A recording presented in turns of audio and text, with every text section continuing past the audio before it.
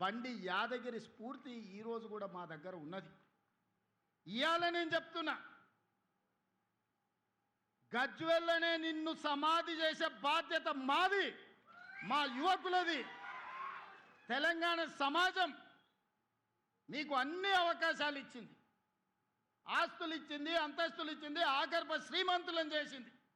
ఏమి తక్కువ చేసింది తెలంగాణ? ఏమి తక్కువ ఇచ్చింది మీకు ఈ తెలంగాణ? మరి తిరిగి తెలంగాణ 4 కోట్ల ప్రజలకు మీరు మీ కుటుంబంలో నలుగురు ఏమిచ్చిందని ఈరోజు తెలంగాణ సమాజం మిమ్మల్ని అడుగుతుంది. ఏం అన్యాయం చేసింది మీకు?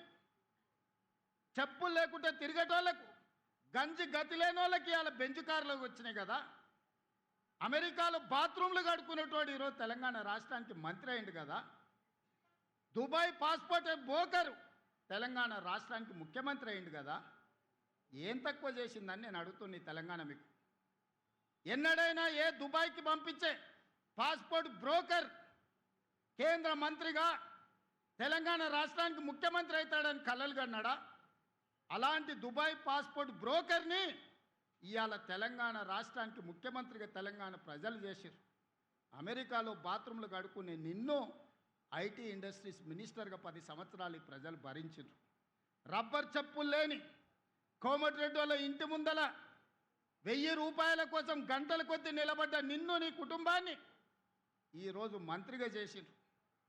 బతుకమ్మ చీరలు, బోనాలు, బతుకమ్మలు వస్తే వసూలు చేసే మీ చెల్లెల్ని కూడా ఎమ్మెల్సీ, ఎంపీగా తెలంగాణ సమాజం చేసింది కదా.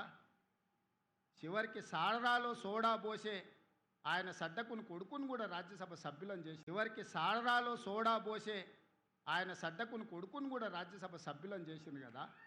ఇది తెలంగాణ ప్రజలు చేసిన త్యాగం కదా.